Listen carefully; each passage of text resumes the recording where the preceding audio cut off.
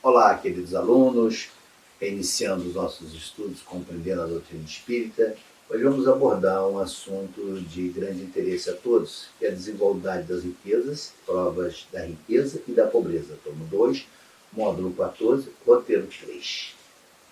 Riqueza é prova? Pobreza também? Será? Vamos ver? Vamos ver.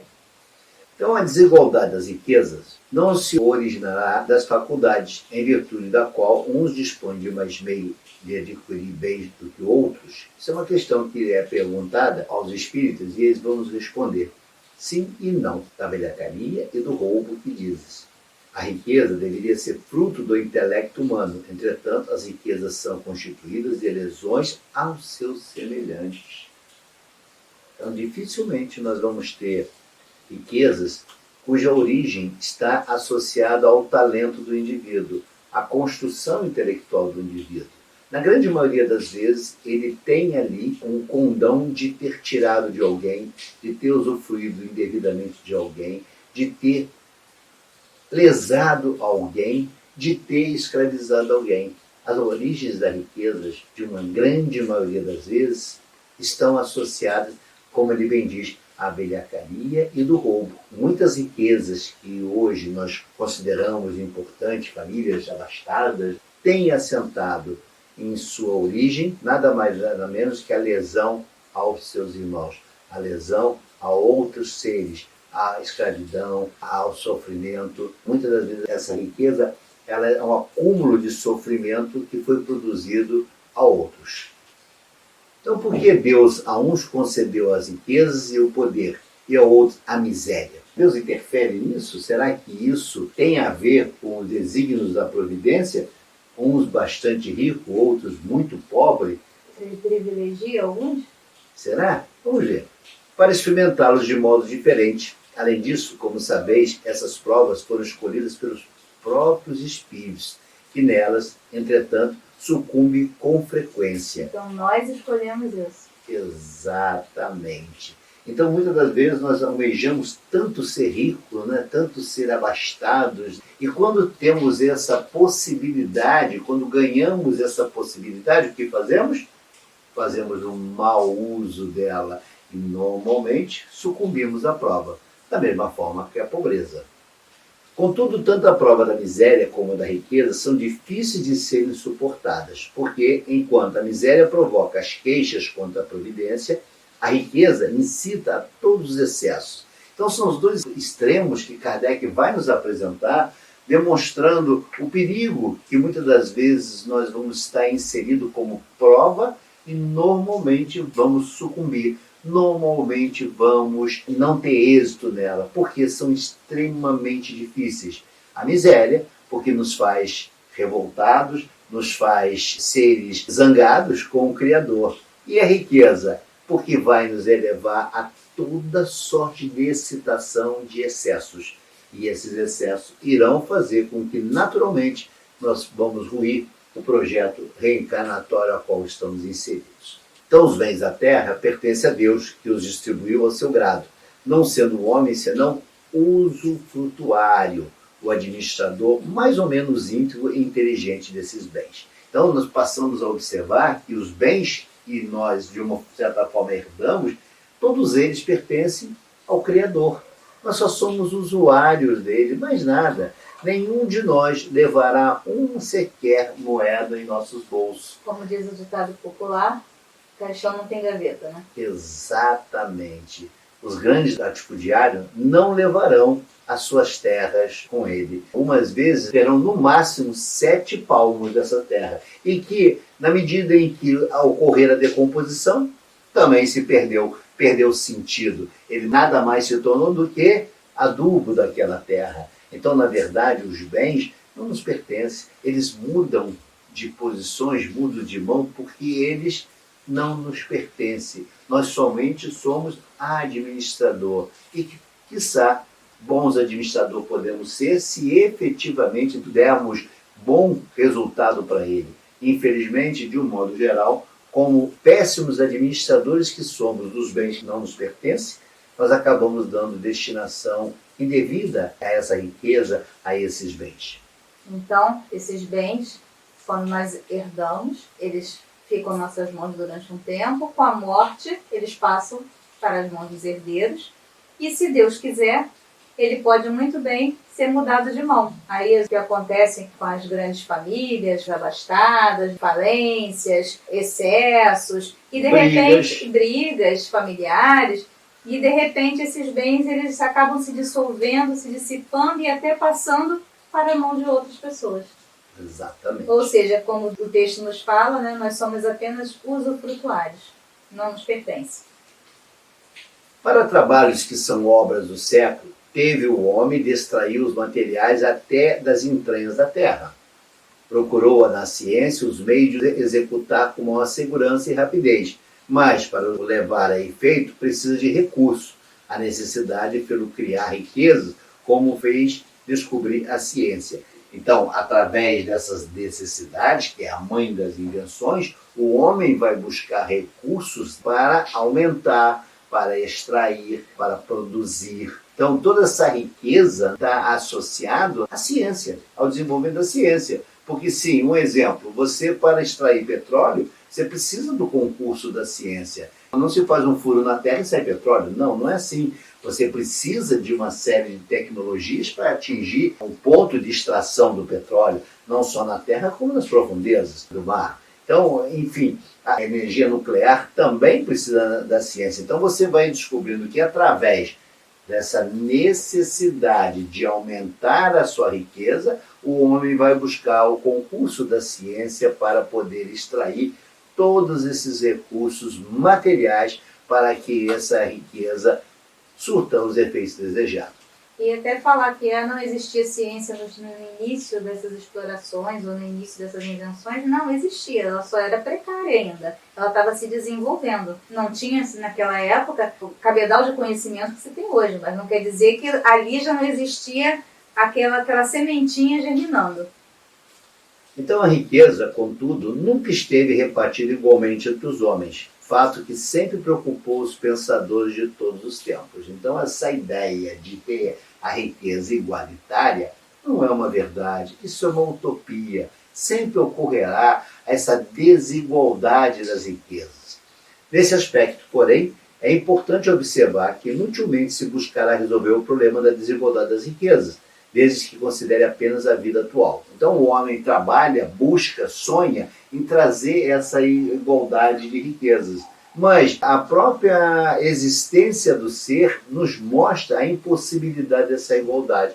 Até porque somos dotados de talentos diferentes. E se estamos em provas e expiações também, e a prova da riqueza e da miséria é uma prova, né? É claro que daí conclui-se que não pode haver a riqueza igualitária. Há sempre a desigualdade enquanto ainda vivemos no planeta de prova e expiação da nossa querida Terra.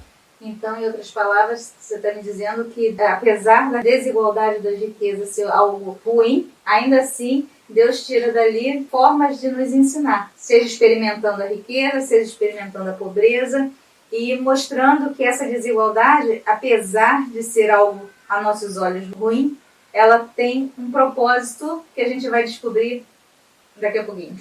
E é verdade. Então essa desigualdade tem uma razão de ser, tem uma razão de nos experimentar, como falamos no início.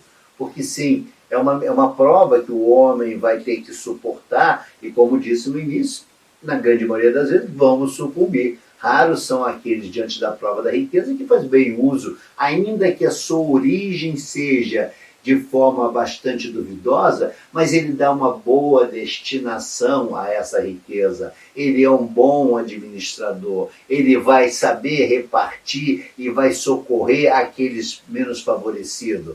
Ele vai fazer com que a balança da economia não esteja tão desajustada, a tal ponto de que este clama, mas esse não consegue ouvir. É preciso haver um quase nivelamento. Não é nivelamento. Nivelamento é utopia.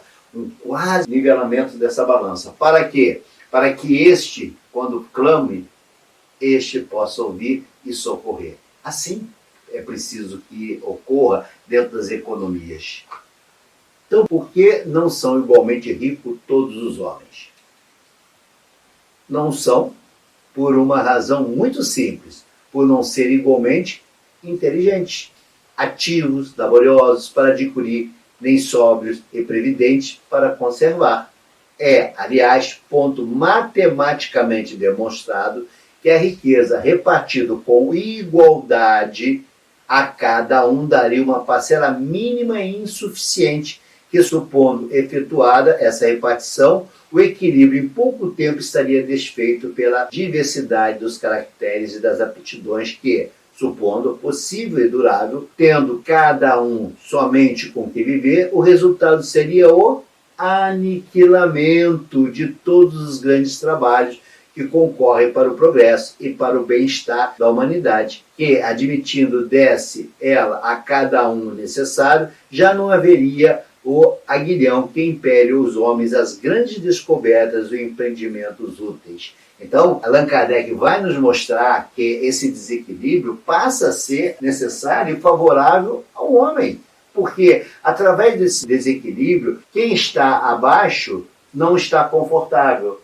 Ele quer subir, ele quer lutar, ele quer crescer, ele quer chegar ao patamar de quem está no alto. E isso faz com que esse empenho, essa vontade, esse desejo, faz com que impulsione ele ao progresso.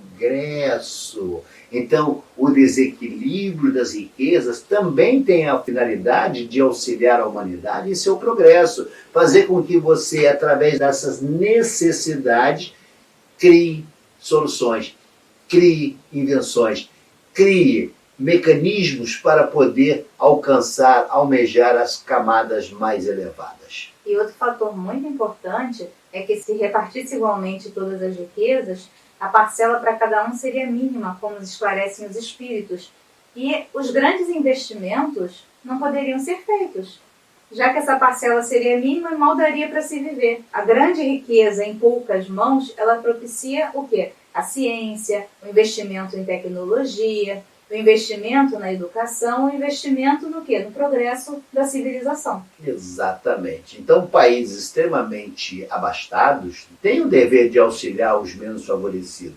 Mas, acima de tudo, os menos favorecidos precisam impingir esforços para poder progredir, para poderem se elevar. E aí é que reside a grande beleza da desigualdade das riquezas, porque tira o ser do comodismo, tira o ser da área de conforto e obriga a se lançar rumo ao progresso, obriga a criar mecanismo para que ele possa avançar. Então, quando países são subsidiados por nações ricas, de um modo geral, eles têm pouco progresso, eles têm pouca evolução. Muitos países que vivem hoje sob a tutela de países ricos vivem extremamente empobrecidos. Por que será? Já se perguntaram por quê?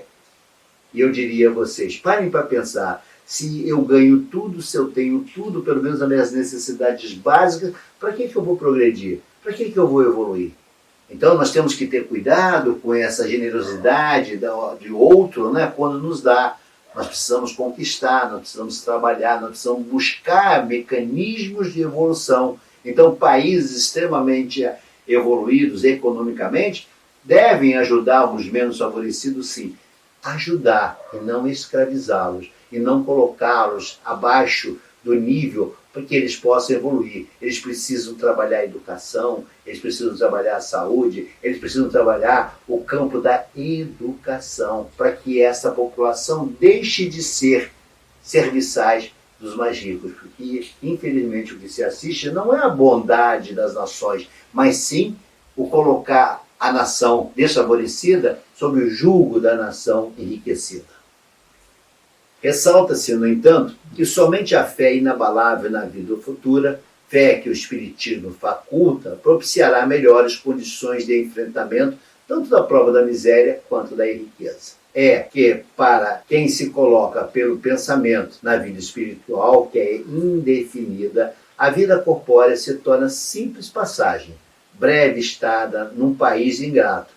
As vicissitudes e tribulações dessa vida não passam de incidentes que ele suporta com paciência por sabê-las de curta duração, devendo seguir-se-lhes um estado mais ditoso. Então a doutrina espírita ela vai te facultar sim essa compreensão. Alguns costumam dizer que acaba o espírito sendo insensível. Não, ele não é insensível. Ele é um ser que tem sensibilidade, mas ele tem a sensibilidade de compreender essas leis. Ele sabe que tudo é passageiro, que tudo é um momento e que outras oportunidades será dada a esse ser. E ele tem o dever de progredir, ele tem o dever de lapidar o seu ser, burilar o seu espírito para se elevar. Por isso que ele não fica constrangido ou se sente humilhado diante das dificuldades. É isso que a doutrina espírita vai te dar, esta consciência da necessidade de evoluir, da necessidade de buscar mecanismos para o progresso, da necessidade de colocar a vontade para se elevar.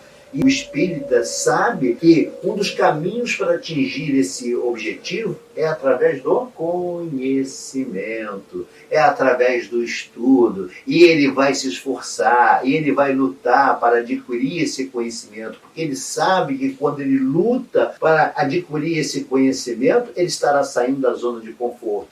Ele estará se elevando, ele estará progredindo. Mas ainda que ele não atinja o êxito pleno, esperado, ele sabe que ao menos ele lutou para chegar. E isso basta para o espírita compreender que ele deu o espaço para a evolução. Ele compreendeu que precisava caminhar. E numa próxima jornada, quando aqui retornarmos, já temos essa consciência da necessidade de sairmos da zona de conforto e trabalharmos o nosso espírito para a melhoria. E isso acontece com todos nós, porque todos nós somos espíritos. Daí se segue que a importância dada aos bens terrenos está sempre em razão inversa da fé na vida futura. Então nós temos o hábito de dar muita importância às coisas materiais, esquecendo que a maior riqueza que o espírito vai galgar é a certeza na vida futura. Que vida futura é essa? É a vida material? Não. É a vida espiritual, é o estado angelical, é o estado para o qual todos nós fomos, vamos chamar, projetados para atingir. Sim, fomos criados simples e ignorantes e com um projeto do Criador de nos tornar seres angelicais, com uma única finalidade, de nos tornarmos co-criador. Mas isso não é uma prerrogativa ensinada somente pela doutrina espírita. Muitas outras doutrinas, muitas outras escolas iniciáticas já nos falavam sobre essa vida futura, sobre essa necessidade do espírito, através de vários embates reencarnatórios, adquirir o progresso para que possa compreender essa vida futura que tanto nos aguarda. Por isso que a doutrina traz esse consolo, traz esse conforto a todos nós de compreendermos que o que hoje eu não atingi, numa próxima jornada eu atingirei. O importante é que eu estabeleça esforços, vontade em atingir esses objetivos. Mesmo que o objetivo esteja muito longe ainda do meu alcance, o fato de eu ter andado, de eu ter caminhado, de eu ter estabelecido a vontade de progredir, já fez bastante diferença em relação daquele que se continua estacionário e continua esperando cair do céu, continua esperando as dádivas dos estados, das pessoas, para poder se alimentar. Então o espírito precisa compreender que é necessário ele evoluir, ele precisa querer, ele precisa desejar. Bem sabemos que as barreiras são enormes para o progresso, bem sabemos, mas sabemos também que se você não tiver a vontade firme e forte de atingir, de galgar essas posições, você não atingirá. Existe uma expressão que eu gosto muito, que é Odio Mandini, do livro O Maior Vendedor do Mundo, que ele nos fala: o fracasso jamais me surpreenderá se a minha vontade de vencer for suficientemente forte. Então é preciso ter essa vontade para vencer, é preciso desejar, é preciso almejar. Isso é dever de todo espírito, não é de espírita, de todo espírito, a vontade constante de evoluir. Porque sabe que a fé no futuro é a promessa de nos tornarmos seres angelicais. Então há ricos do dinheiro, tão ricos de usura, que se fazem mais pobres que os pobres pedintes da via pública, que muitas vezes não dispõem sequer de um pão. Há ricos de conhecimento, tão ricos de orgulho, que se fazem mais pobres que os pobres selvagens, ainda insulados nas trevas da inteligência. Há ricos de tempo, tão ricos de preguiça, que se fazem mais pobres que os pobres escravizados às tarefas de sacrifício. Há ricos de possibilidade, tão ricos de egoísmo, que se fazem mais pobres que os pobres irmãos em amargas lutas expiatórias, que de tudo carecem para ajudar. Há ricos de afeto, tão ricos de ciúme, que se fazem mais pobres que os pobres companheiros em prova rude quando relegados à solidão. Lembra-te, pois, de que todos somos ricos de alguma coisa ante o Supremo Divino da Divina Bondade. E usando os talentos que a vida te confia, na missão de fazer mais feliz aqueles que te rodeiam, chegará o momento em que te surpreenderás mais rico que todos os ricos da terra, porquanto entesourarás do próprio coração a eterna felicidade que verte do amor de Deus. Emmanuel nos fala essa mensagem fantástica em que mostra que todos nós somos ricos, todos nós temos talentos. Nós precisamos compreender a verdadeira missão que é dada esse talento. Esse talento nos é dado para servir, esse talento nos é dado para auxiliar os nossos irmãos. E quando nós colocamos os nossos talentos a serviço dos nossos irmãos, quando colocamos os talentos a serviço da humanidade, nos tornamos seres ricos, extremamente ricos. Nada nos falta quando aprendemos a servir, quando aprendemos a nos doar, quando aprendemos a colocar todo esse acervo que o Criador nos legou e nos deu através de conquistas que tivemos ao longo de nossas jornadas encarnatórias. Quando nós colocamos toda essa bagagem a serviço do outro, nós nos enriquecemos. E não tem uma moeda sequer que pague a riqueza que o homem acaba adquirindo quando compreende essas verdades que Emmanuel nos explica. Não tendo o homem ainda compreendido que as riquezas que diferem o espírito do outro residem nos acréscimos morais e intelectuais, faz-se necessárias as lutas no campo das conquistas materiais, no sentido de forçá-lo ao progresso, quando então perceberá a inutilidade dessas lutas, abandonando o campo e buscando o verdadeiro crescimento que o conduzirá à plena felicidade junto ao Criador. E esta é a verdadeira riqueza que nós vamos trabalhar, nós vamos conquistar. Ainda não é o momento. Ainda não é chegado o tempo de abandonarmos as conquistas materiais. Ainda necessitamos das conquistas materiais. Mas tenho a certeza, é dito por todo o mundo espiritual, nós já compreenderemos a desnecessidade do acúmulo das lutas materiais, quando nós nos tornarmos efetivamente espiritualizados. E ali sim nós encontraremos a verdadeira felicidade. A verdadeira felicidade não está nos bens que armazenamos, não estão nas nossas contas bancárias. Muito ao contrário, a verdadeira felicidade reside na nossa transformação em seres espiritualizados, seres iluminados. É isso que faz a diferença de um ser para outro. E esses seres que adquiriram essa compreensão são eternamente felizes. Diga para mim que Chico Xavier era infeliz. Diga para mim que Madre Teresa de Calcutá era infeliz. E diga para mim tantos outros que compreenderam esta verdade, que não repousa nas riquezas materiais a nossa felicidade. A nossa felicidade repousa em fazer o outro feliz. Não importa se eu tenho uma grama, o importante é que eu possa dividir essa grama com o outro e fazer do outro feliz, que eu consiga tirar um sorriso do outro, que eu consiga semear esperança ao outro, e aí sim eu me tornarei um ser feliz.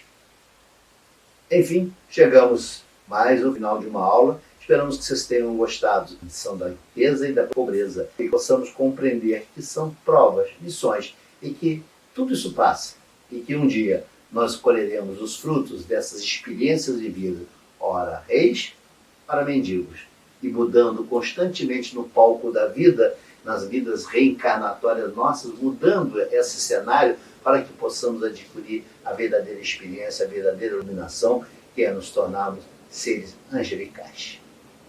Fique em paz.